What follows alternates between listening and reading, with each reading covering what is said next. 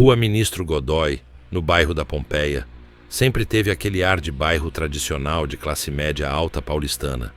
Prédios com portaria 24 horas, padarias movimentadas aos domingos, vizinhos que não se metem demais, mas também não deixam de reparar.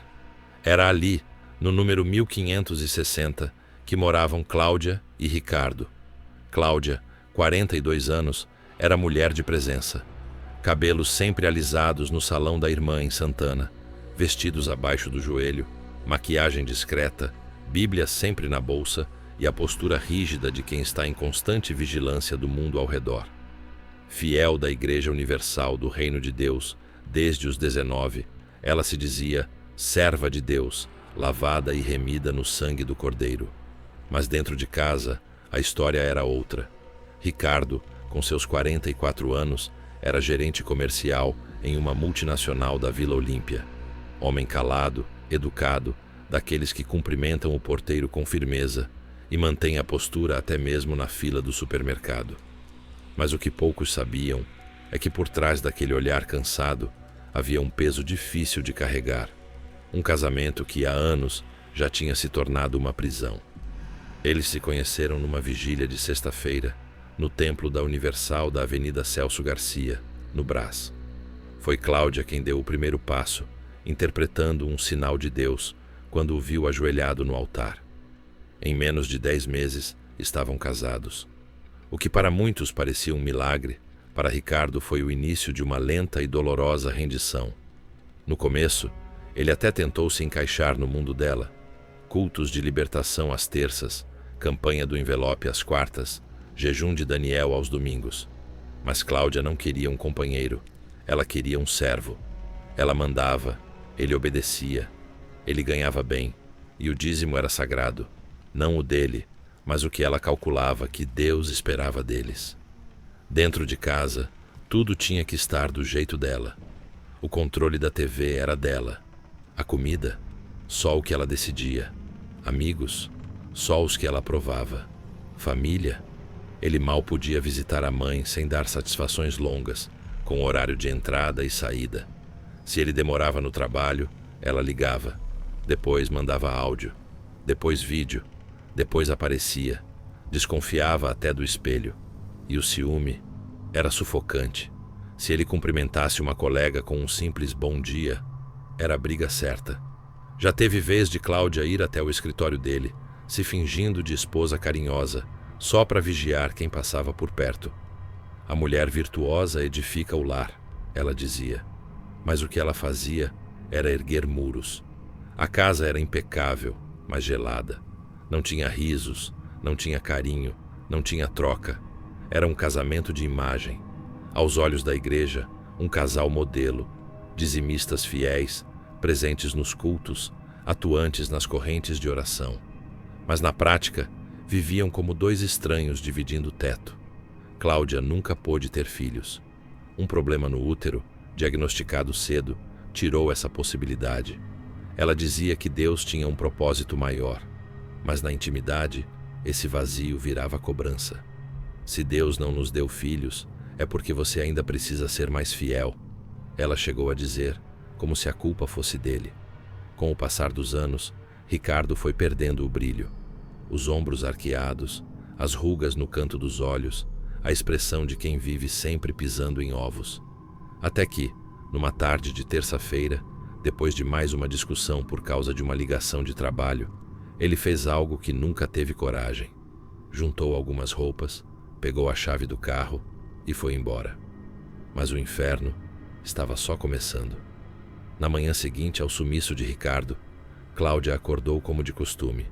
Às 6 horas em ponto, louvor tocando baixo no rádio da cozinha, café coado no pano, Bíblia aberta em Provérbios 31. Só que a cama do lado dele estava vazia, e a mala do armário também. No início, ela pensou que fosse mais um teste de Deus. Mas quando ligou para ele, e a chamada caiu direto na caixa postal, alguma coisa dentro dela estalou. Mandou mensagem, nenhuma resposta. Áudios longos, daqueles onde ela recitava versículos misturados com acusações.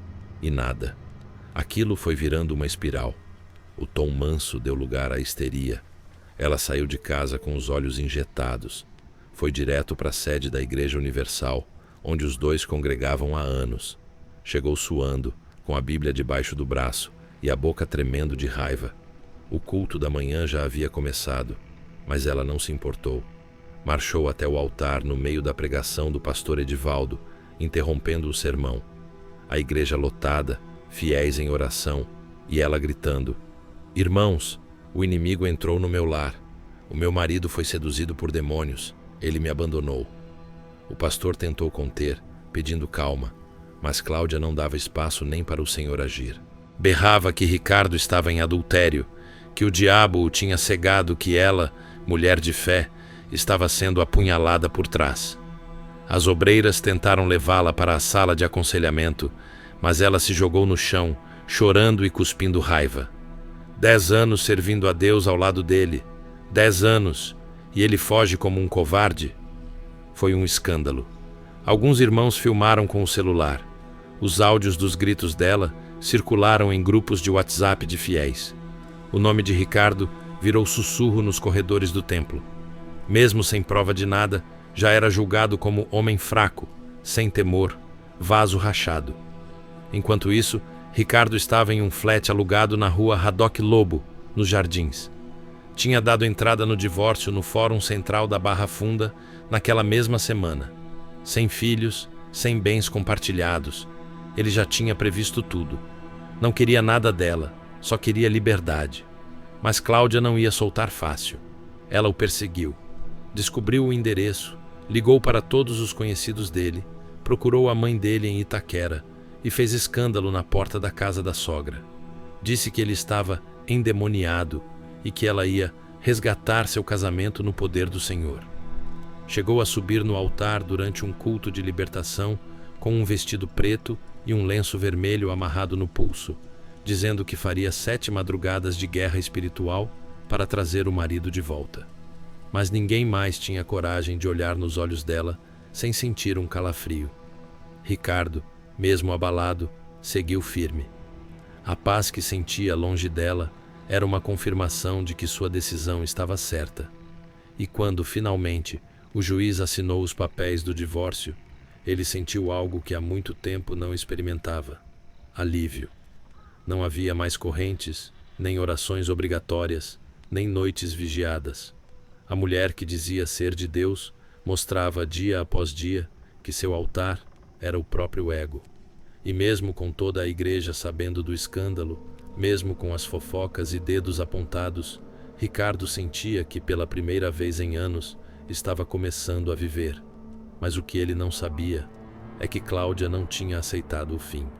Ela ainda orava, mas já não era para Deus, era para outra coisa. E o que vinha pela frente ia mostrar que alguns pactos feitos em nome da fé podem abrir portas que nem o diabo tem coragem de atravessar. 5 meses se passaram desde o divórcio. Ricardo ainda morava no flat, mas já era outro homem. Andava mais leve, os ombros menos curvados, o olhar mais firme. Aos poucos, foi voltando a sorrir.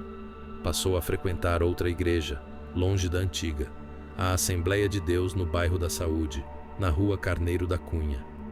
Queria recomeçar, mas com os pés no chão. Foi lá que conheceu Clarice. Ela era jovem, 27 anos, professora de educação infantil. Cabelos cacheados, sorriso doce, um jeito calmo que parecia desacelerar o mundo à sua volta. Sua presença tinha algo diferente, algo que Ricardo nunca tinha vivido: leveza. Não havia cobranças, nem testes de fidelidade disfarçados de fé. Clarice não queria um servo, queria um companheiro. Conheceram-se num grupo de oração entre solteiros da igreja, e de cara, a conexão foi evidente. Ambos gostavam de café coado na hora, de música cristã antiga, Vencedores por Cristo, Cristina Mel, e de caminhadas no Parque Ibirapuera ao final da tarde. Ricardo se surpreendia com a naturalidade com que tudo fluía. Nada era forçado, tudo era sincero. Ela era de falar pouco, mas quando falava, suas palavras tinham peso. Escutava mais do que julgava. E o melhor de tudo, nunca quis saber do passado dele, além do necessário. Disse uma vez, olhando bem nos olhos dele: se Deus te libertou, por que eu te colocaria de novo em algemas? O namoro começou com calma, com base. Aos domingos, ela preparava almoço e os dois ouviam louvores sentados no sofá, comentando as pregações da manhã. Ele, acostumado a andar pisando em ovos, se espantava ao perceber que podia simplesmente ser ele mesmo. Meses depois, Clarice descobriu que estava grávida. Foi numa tarde chuvosa, depois de sentir enjoos insistentes. Ela fez o teste em casa e, com a mão trêmula e os olhos marejados, chamou Ricardo para conversar. Ele chegou apreensivo, mas bastou ver o teste positivo para que as lágrimas caíssem. Pela primeira vez, ia ser pai. O menino que tinha crescido sem carinho paterno, agora teria a chance de escrever uma nova história. É o nosso milagre, ele disse, abraçando Clarice com força. A notícia foi recebida com festa na assembleia. O casal logo marcou o casamento, um culto simples e íntimo com poucos convidados, realizado num sábado à tarde, com louvor ao vivo, sinos discretos e uma aliança que parecia muito mais que um símbolo. Era o selo de um novo tempo. Casaram-se na Igreja Assembleia de Deus da Vila Mariana, na rua Domingos de Moraes, 1810. Clarice vestia um vestido de renda branco e cabelo preso em um coque delicado. Ricardo, terno azul marinho, barba feita, olhos emocionados. No altar, enquanto oravam juntos pela nova família, muitos perceberam. Era como se uma bênção real tivesse descido sobre os dois. Foram morar num apartamento. Um cantinho modesto, mas cheio de paz. Clarice decorou com flores secas, almofadas bordadas à mão e uma estante cheia de livros sobre maternidade e fé. Ricardo chegava do trabalho e encontrava a janta pronta com um beijo na testa e música ambiente. Ele enfim experimentava o que nunca teve: um lar. O bebê, que chamariam de Samuel, ainda nem havia nascido, mas já preenchia todos os espaços. Mas enquanto os dias passavam tranquilos para Ricardo e Clarice, em outro canto da cidade, uma mulher assistia a tudo de longe, sem conseguir aceitar que ele havia recomeçado. E pior ainda, que agora teria um filho.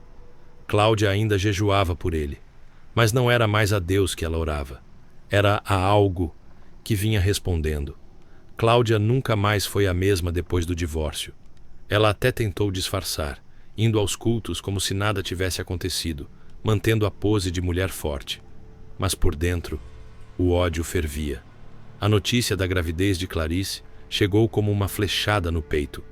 Uma das irmãs da igreja comentou inocentemente no grupo do WhatsApp: "Glória a Deus, Ricardo seria pai. Que bênção esse casal." Cláudia leu aquilo 3 vezes, os olhos queimando, o estômago revirando. Jogou o celular longe e por pouco não quebrou o espelho da sala com um grito que nem parecia humano. Ela nunca pôde dar um filho a Ricardo. E agora, outra mulher, mais nova, mais calma, mais tudo, estava gerando o herdeiro dele. O mesmo homem que ela orava toda madrugada pedindo para Deus restaurar. Mas não era mais a Deus que ela recorria. Cláudia havia se distanciado da igreja. Dizia para si mesma que precisava de um tempo com Deus. Mas a verdade era outra. Ela já estava envolvida com forças que nenhuma Bíblia conseguia tocar. A ponte com esse novo mundo foi Terezinha, uma prima distante, da Zona Norte, que vivia misturando oração com simpatia, missa com erva e benzedeira com cartomante. Cláudia sempre desprezou esse tipo de gente, até o dia em que, num rompante, ligou para a prima chorando, dizendo que precisava de ajuda espiritual forte. Terezinha a levou até uma mulher que morava nos fundos de uma casa antiga, em Parada de Taipas, na rua Miguel Rachid. O lugar exalava cheiro de fumaça, velas derretidas e ervas queimadas. No quintal, galinhas pretas presas em gaiolas velhas. No portão, um aviso: quem entra, sai mudado, pro bem ou pro mal. O nome da mulher era apenas Sinhá Zulmira, uma senhora de pele enrugada como couro seco, olhar parado e voz sussurrada, como se falasse com alguém além do véu. Vestia preto da cabeça aos pés e usava um lenço vermelho na cabeça. Quando viu Cláudia, soltou um leve sorriso, quase um deboche. Você veio com sangue nos olhos. Gosto disso, disse, enquanto pegava um punhado de terra de um pote de barro e jogava num prato. Cláudia não falou muito. Não precisava. Zulmira era do tipo que lia a alma, e quando tocou na mão de Cláudia, fez uma careta. Você tá seca por dentro, mulher, cheia de raiva. Isso atrai coisa grande, coisa que se alimenta disso. Cláudia abriu a bolsa e tirou um envelope. Dentro havia 3 fotos, uma de Ricardo, outra de Clarice e uma terceira, dos 2 juntos, abraçados na porta da igreja onde casaram. Ela havia seguido o casal, fotografado, espionado, observado cada passo deles. Quero fazer um trabalho contra eles. Quero ele de volta, ou destruído. Tanto faz. Zulmira pegou as fotos, olhou com atenção e pela primeira vez ficou em silêncio por mais de 1 minuto. Pegou um copo de cachaça, acendeu uma vela preta e uma vermelha e começou a balbuciar palavras em uma língua estranha. As chamas tremularam. A bebida no copo começou a borbulhar sozinha. Depois de um tempo, Zulmira apagou tudo com um sopro só e fitou Cláudia com uma expressão séria, sem nenhum traço de sarcasmo. Esse casamento tá fechado num círculo de luz e fogo muito forte. A mulher, essa Clarice, tem unção na oração e tem guardião de frente. Cláudia arregalou os olhos. E daí? Você disse que gostava de sangue nos olhos. Gosto, mas também sei quando o buraco é mais fundo. Você quer mexer com coisa que vai voltar contra você. Cláudia se levantou furiosa. Eu não vim aqui para ouvir sermão. Eu quero ação. Diz-me quanto é. Zulmira bateu com força a mão no prato com a terra. Não é questão de preço, mulher. É questão de aviso. Se você fizer esse trabalho contra essa família, você vai perecer, vai adoecer, vai murchar. Então deixa murchar, gritou Cláudia, os olhos queimando, a voz embargada de choro e ódio. Zulmira não respondeu. Apenas pegou as fotos, amarrou com uma fita vermelha e devolveu o envelope. Pensa bem, se você cruzar essa linha, não tem volta. Mas Cláudia já tinha cruzado. O veneno em seu coração era mais forte que qualquer conselho. E mesmo diante do aviso, ela não tinha mais nada a perder. Só não sabia que, ao mexer com uma mulher de oração verdadeira, o preço a pagar seria bem maior do que ela imaginava. Os dias seguintes à consulta com Sinhá Zulmira foram consumidos por um só pensamento: destruir Ricardo e Clarice. Cláudia, tomada por uma fúria cega, ignorou por completo o aviso da bruxa. Como alguém que está sendo corroída por dentro, ela já não raciocinava com clareza. A cada vez que imaginava o bebê de Ricardo, uma criança bochechuda com o nome de Samuel, o coração de Cláudia parecia queimar. Zulmira havia pedido itens pessoais do casal: roupa íntima, fios de cabelo, objetos usados com suor, algo que carregasse energia vital. Cláudia não hesitou. Já vinha alimentando uma obsessão doentia que ia além da simples inveja. Já conhecia a rotina do casal quase como uma sombra. Ela tinha contratado um detetive particular. Valdomiro Galvão era o tipo de homem que vivia nas sombras, experiente, discreto, metódico. Um ex-policial civil que largou a farda, mas nunca perdeu o faro. Tinha um olhar frio, daqueles que atravessam a mentira sem esforço. Não fazia perguntas, só entregava resultados: horários, fotos, locais, placas de carro, itinerários completos e até conversas captadas em ambientes públicos. Foi por ele que Cláudia soube de um detalhe valioso.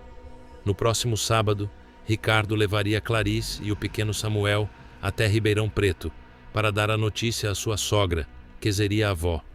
Era a chance perfeita. Cláudia preparou tudo com pressa. Entregou a Zulmira as roupas íntimas que havia conseguido roubar, graças ao detetive particular que contratara desde o início. Valdomiro quem descobriu que Ricardo e Clarice tinham uma empregada doméstica que trabalhava 3 vezes por semana no apartamento. Uma mulher simples, sem vínculos muito fortes com os patrões, chamada Neuza. O detetive a abordou discretamente numa tarde em que ela saía do prédio com o uniforme ainda suado. Conversa vai, conversa vem, É dinheiro na mão. R$ 500 por um favor. 1.000, se entregasse algo pessoal. No sábado seguinte, ele ligou para Cláudia. Tenho o que você pediu. Ela abriu o envelope com mãos trêmulas. Lá dentro, cuidadosamente dobrados e ainda com o cheiro deles, estavam uma cueca usada de Ricardo e uma calcinha de Clarice. Direto do cesto de roupa suja, disse o detetive. Zulmira, ao ver os itens, sorriu com os olhos. Você está indo longe demais, mulher. Esse caminho aqui não tem volta. Mas Cláudia já não tinha alma. Seus olhos pareciam opacos, vazios, como se algo já morasse ali dentro. Ela apenas respondeu: já estou longe demais para parar. Naquela madrugada, Zulmira fez o trabalho. Acendeu 7 velas pretas em círculo, amarrou as roupas íntimas com barbante vermelho e colocou no centro um pedaço de carne crua banhado com sangue de galinha preta. Invocou entidades antigas, espíritos de estrada, maldições ancestrais. Cláudia havia se transformado em uma sombra de si mesma. A obsessão por Ricardo e Clarice corroía seu espírito de uma maneira que ela não podia mais controlar. A cada dia, o ódio que sentia por Clarice se transformava em algo muito mais profundo, algo que atravessava os limites da razão. Ela já não via mais a linha entre o que era justo e o que era demoníaco. Tudo o que importava era a destruição do que ela considerava seu. Para garantir que o casal não tivesse um único momento de paz, Valdomiro Galvão rastreava todos os passos de Ricardo e Clarice. A cada movimento, a cada conversa, Cláudia estava ali, invisível, observando, esperando o momento certo para atacar. Na manhã daquele sábado, o detetive a alertou sobre o plano de Ricardo e Clarice. Eles estavam indo para Ribeirão Preto, onde Ricardo levaria, estava indo para a casa de sua sogra dar a notícia que seria a avó. A notícia fez os olhos de Cláudia brilharem de raiva e desejo. Era o momento perfeito para seguir o casal, garantir que eles não tivessem um segundo sequer de felicidade. Ela sabia que o detetive tinha as informações necessárias para seguir a rota exata do trajeto deles. Então, em sua obsessão, ela pegou seu carro e partiu atrás deles, sem hesitar. Cláudia seguia o carro de Ricardo a uma distância segura, próxima o bastante para não perdê-lo de vista, mas longe o suficiente para não levantar suspeitas. Estavam a pouco mais de 15 minutos da entrada de Ribeirão Preto, quando, ao se aproximar de uma rotatória em trecho de pista simples da rodovia Anhanguera, algo inesperado aconteceu. Um caminhão com um container trafegava logo à frente. O motorista, provavelmente cansado ou desatento, entrou na curva da rotatória com pressa, sem reduzir a velocidade adequada para o peso que carregava. Foi tudo muito rápido. Cláudia, ainda concentrada no carro de Ricardo mais adiante, não percebeu o risco iminente até ser tarde demais. O caminhão perdeu a estabilidade no meio da curva, e o eixo traseiro se ergueram, e o peso descomunal do container puxou a cabine inteira para o lado esquerdo, fazendo o veículo tombar violentamente, e Cláudia estava passando por dentro no exato momento. Ele permaneceu intacto, mas seu peso absoluto, cerca de 28 toneladas, se projetou como um gigantesco bloco de aço desgovernado. Com o impacto, ele se soltou parcialmente dos encaixes e tombou junto ao caminhão, colapsando sobre o capô e teto do carro de Cláudia, que foi esmagado como uma lata de refrigerante sob um escombro de ferro. O som metálico do container colidindo com a lataria foi como um trovão abafado, seco, final. A visão do caminhão tombado e da destruição instantânea do carro foi um choque. Cláudia mal teve tempo de reagir. A última coisa que ela ouviu foi o som da morte, o estalo da estrutura de metal cedendo, e então o silêncio. O impacto foi fatal. Cláudia não teve chance de escapar. A sua vida foi interrompida de forma abrupta, sem piedade, sem tempo para compreender o que acontecera. O corpo dela foi consumido pela destruição do acidente, sem chance alguma de sobrevivência. Enquanto isso, Ricardo e Clarice seguiam seu trajeto, sem imaginar o que estava acontecendo atrás deles. Eles estavam longe do pesadelo que se passava com Cláudia, na estrada atrás deles, sem saber que estavam sendo seguidos por uma mulher que, àquela altura, não era mais humana. Foi só quando o detetive particular ligou para Ricardo, de um número privado, que o homem soubera o que havia acontecido. A voz do detetive estava tensa, quase preocupada, e as palavras que ele disse chegaram como um golpe direto no peito de Ricardo. Ricardo, você precisa saber. Sua ex-mulher, Cláudia, ela estava atrás de vocês. Acabou de sofrer um acidente grave na rodovia Anhanguera. Ela não sobreviveu. O carro dela foi esmagado por um caminhão que tombou, e eu estava seguindo ela, e isso está tudo gravado aqui. A ligação foi curta, mas a mensagem foi clara. A obsessão de Cláudia, que havia seguido o casal até aquele momento, terminara tragicamente. A morte de Cláudia parecia surreal, como se a própria vingança dela tivesse se voltado contra ela mesma, de uma forma que ela nunca poderia ter previsto. Enquanto isso, em algum lugar escuro, muito longe de onde o acidente acontecera, a bruxa Sinhá Zulmira teve um pesadelo. Durante o sono, ela se viu imersa em uma escuridão densa, uma neblina espessa e pegajosa que parecia engolir tudo ao redor. Ela caminhava por um caminho de lama quente, escorregadia, enquanto ouvia gritos e lamentações ao longe. A sensação era de sufocamento, como se o inferno estivesse esperando por ela, com braços ardentes prontos para consumi-la. Naquele pesadelo, Zulmira viu Cláudia, com o rosto desfigurado pela dor e o sofrimento. A mulher estava sendo arrastada para as profundezas do inferno, cercada por trevas impenetráveis e chamas que se erguiam de todos os lados. Cláudia estava sendo consumida pela raiva e pelo ódio que havia alimentado por tanto tempo, até que as trevas a engoliram por completo. Zulmira acordou abruptamente, suando e tremendo, com um arrepio percorrendo sua espinha. Ela sabia o que aquele pesadelo significava. Cláudia tinha cruzado uma linha e agora estava pagando o preço de suas ações. A morte de Cláudia não era apenas uma consequência de sua obsessão, mas um castigo que ela havia atraído com seus próprios demônios. O que Cláudia não sabia, até o último momento, é que os pactos feitos com forças além da compreensão humana sempre cobram seu preço, e aquele preço seria a condenação eterna. Claro, vamos dar mais peso emocional, um toque mais literário e sombrio, algo que reflita bem esse amor impossível, marcado pela tragédia. Aqui vai uma versão mais densa e carregada de sentimento. Essa história foi Cláudia quem me contou a cada detalhe, palavra por palavra, entre silêncios e lágrimas, como quem confessa um pecado que já não pode mais ser perdoado. Eu sou Valdomiro, o detetive, e antes de sua morte, vivi um amor com ela, breve, secreto, mas intenso o bastante para me marcar para sempre. Eu me apaixonei por Cláudia, mas o destino, esse velho carrasco invisível, não aceitou nossa história, e tudo que restou foi o vazio e essa maldita lembrança.